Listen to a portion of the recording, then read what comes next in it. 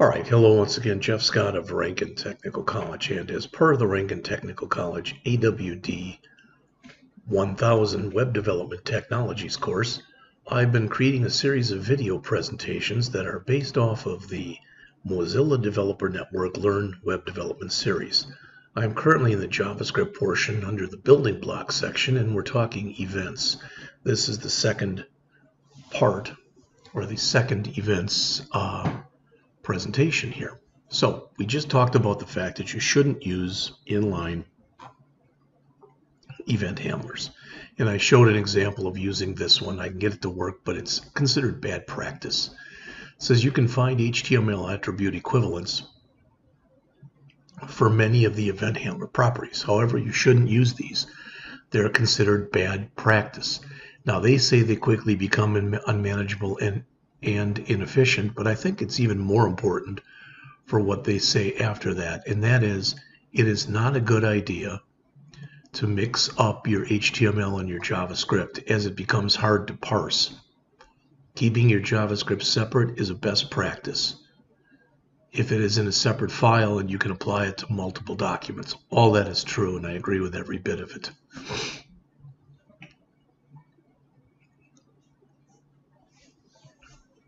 Even in a single file, inline event handlers are not a good idea. It says one button is okay, but imagine if you had 100 buttons. All right. With JavaScript, you could easily add an event handler to call all the buttons on the page, no matter how many they were, with something like this, by putting it into a loop.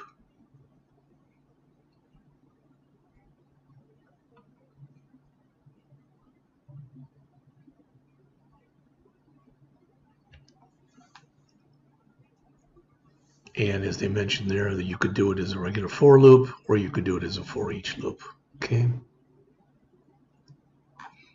Note, separating your programming logic from your content also makes your site more friendly to search engines and SEO, or search engine optimization. All right. The modern mechanism, as it says, for adding event handlers is to use an add event listener. All right. So as they mentioned there, using it, we could rewrite our random color example to look like this. And you'll notice that looks the same. That looks the same as the second one we did, but now we're saying add event listener. So we're saying when you click this button, run that routine, which is exactly the same kind of thing that we want to have happen. And I'm not going to go and put this one in, but notice if I run the live example, every time we click it again, we're changing the background color, exactly what we had been doing previously. Inside the add event listener function, we specify two parameters. Those are the name of the event we want to register the handler for, and the code, typically some kind of a function call. All right. Now, it is also possible to put all the code inside of this as an anonymous function. So all of this that you see right here, every bit of that is the second parameter to the add event listener function. And it's important for a couple things for you to realize here. First of all right, so there's the beginning of the function. There's the end of the function. But notice there's a parenthesis on the end there with a semicolon. That parenthesis is the ending one that goes with this. And as mentioned down below, then it says this mechanism has some advantages over the old ones. First, there is a counterpart, remove event listener, which removes a previously added one. So if you wanted to get rid of it, you could. Event handlers can also be removed by passing an abort signal to add event listener and then later calling abort, which is a little bit more work. All right.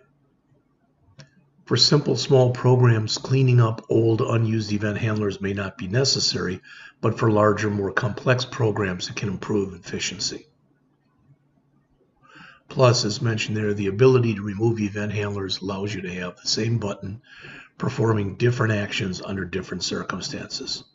All you have to do is add or remove different event handlers. The Second advantage, as it mentions there, is that it allows you to register multiple event handlers for the same listener. The following two handlers wouldn't both be applied. Why? Because the second one basically overwrites the first one. What would work, however, as they say, is this. Now both functions would run if the element is clicked. In addition, there are other powerful features and options available with this event mechanism. All right, and they give you a couple resources if you want to go take a look. All right. So the next thing that's discussed here, the author mentions is, okay, you've got these three ways of doing things. All right. We've already mentioned that we should not be using the HTML event handler attributes. As said, they're outdated and bad practice. So which of the other two should you use? And as the author mentions right there, they're relatively interchangeable. Event handler properties have less power and options, but better cross-browser capability. You should probably use those they mention here as you start with on your learning trail.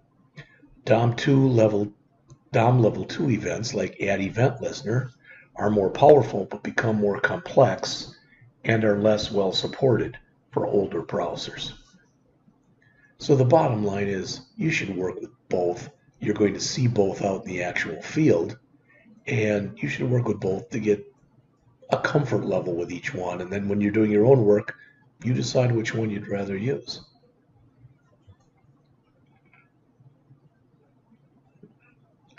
As mentioned here, the main advantage of the DOM level 2 is that you can remove event handler code if needed. Okay. And that's not possible using the event handler properties. All right. Now, as mentioned here, it says in this section we will briefly cover some advanced topics or concepts relevant to events. It says it's not important to understand this fully at this time and place. Now, one thing to realize is there's just so much to learn that sometimes it's not so much learning as knowing where to go if you don't remember how to do something. All right. Sometimes, as mentioned there within this event object section, inside an event handler action, you'll see a parameter specified with a name such as event or EVT or E, which is known as an event object. What that is it's something that automatically gets passed to event handlers, and it's got extra information about the event that you may want to use. So if we ran this and we logged E right here, you're going to see a lot of information that comes with this. All right, it may not look like it, but if I go back to view page source, I'm sorry, not to view page source, try that again. If I go back here and I choose inspect, and I go down to the console, well, we're getting error messages, but the point is there'd be extra information that we'd get in there. All right.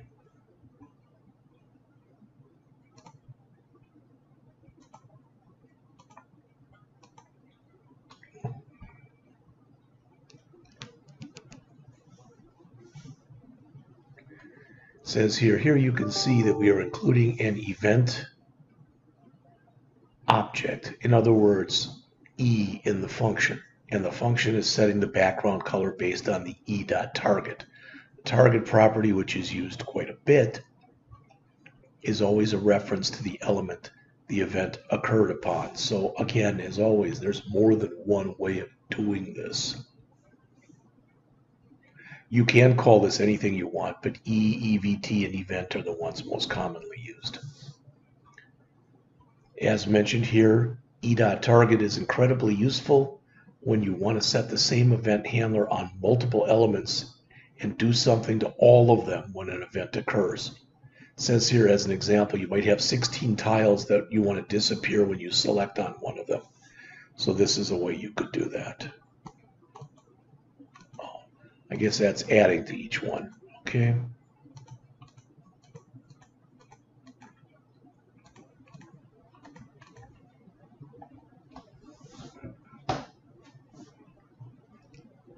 As mentioned here, most event handlers you'll encounter have a standard set of properties and functions, also known as methods. And remember, a method is a function that's written as part of an object, available on the event object.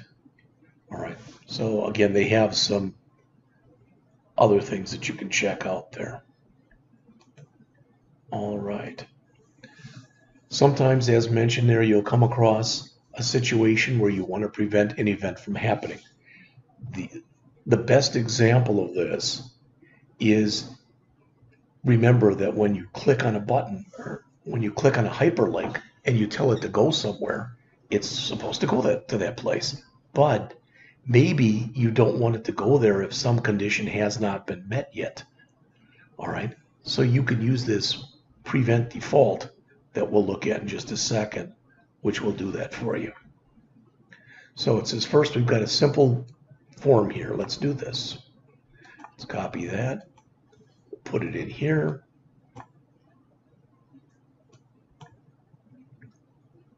I'm not going to worry about this. I'm just going to get rid of that for now. All right, we're going to put in this. So it's a simple form.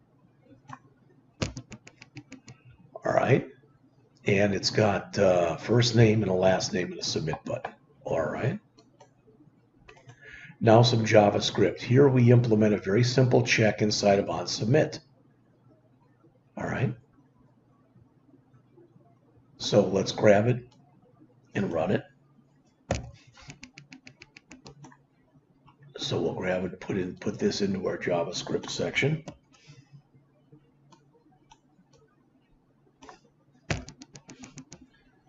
Save.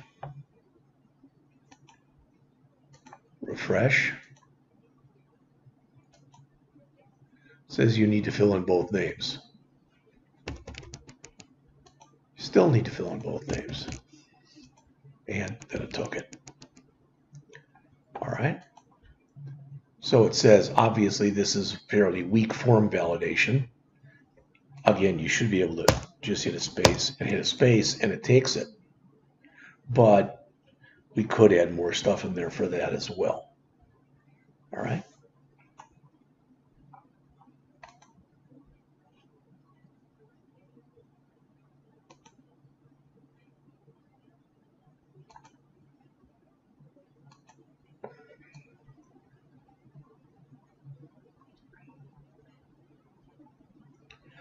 All right, it looks like we have only one more section in here, and that is on event bubbling.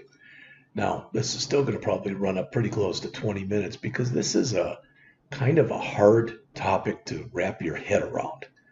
So it says the final subject to cover here is something you probably won't come across very often, but it can be a real pain in the behind if you don't understand it. And that is event bubbling and event capture. And as it says, there are two mechanisms that describe what happens when two handlers of the same event are activated on one element. So let's look at an example to make this easier. All right, it says open up the show video HTML. It's also going to be available down here. So notice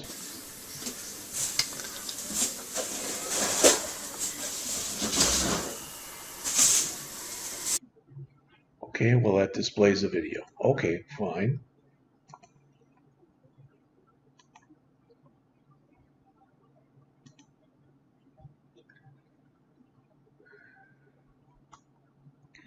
It says this is a pretty simple example that shows and hides a div and a video inside of it. So div class equal hidden. So you've got the source here. When the button is selected, the video is displayed by changing the attribute on there. Okay. Then they add a few more on-click event handlers. First one to the div and the second one to the video. As it says, now when the area of the div outside of the video is selected, the box should be hidden again. And when the video itself is selected, the video should start to play. But there's a problem. Currently, when you select the video, it starts to play, but it causes the div to be hidden at the same time. That's because the video is hidden inside of the div. So as it says, selecting the video actually runs both of these event handlers. So what does that have to do with anything? Well, it brings up again this concept, as they mention, of capturing and bubbling.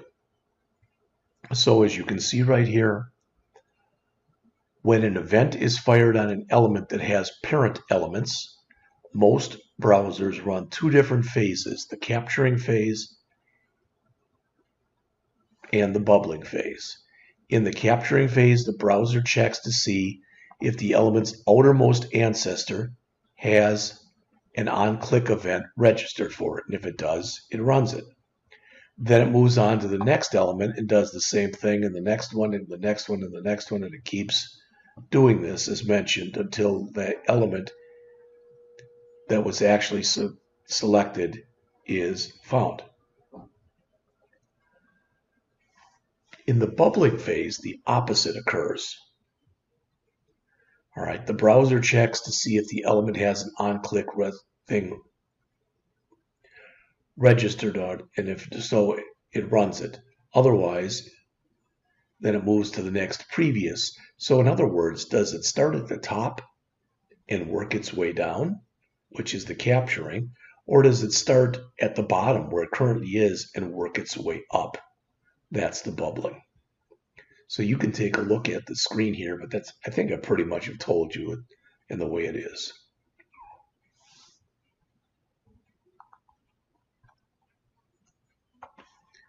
In modern browsers, by default, all event handlers are registered for the bubbling phase. It says, so in our current example, when you select the video, the event bubbles from the video element outwards to the HTML.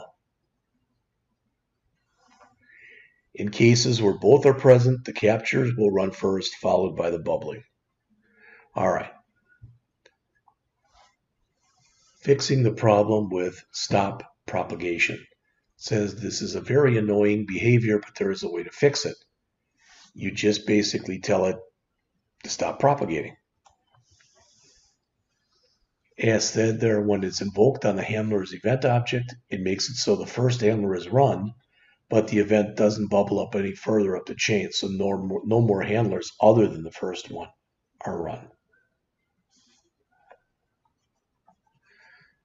And I like the way that the author does stuff like this. It says, why bother with both of these? Well, in the bad old days when browsers were much less cross-compatible than the way they are now, Netscape only used event capturing and IE only used event bubbling. So again, this is another one of those examples where something was created to try to appease the fact that people don't do things the same way. When the W3C decided to standardize the behavior, they ended up with a system that included both, which is the one modern browsers implemented. As mentioned above, all default event handlers are registered in the bubbling phase, and this makes more sense most of the time. If you really want to register them in the capturing phase, you can do so by registering your add event listener and setting a property to true. This is pretty heavy stuff for where we are right now, so I wouldn't let it worry you at this time. All right, and the last thing that's in here is event delegation. And as mentioned, this concept relies on the fact that if you want some code to run when you select any one of a large number of child elements, you can set the event listener on the parent and have the events that happen on them bubble up to the parent rather than set an event listener on each child individually.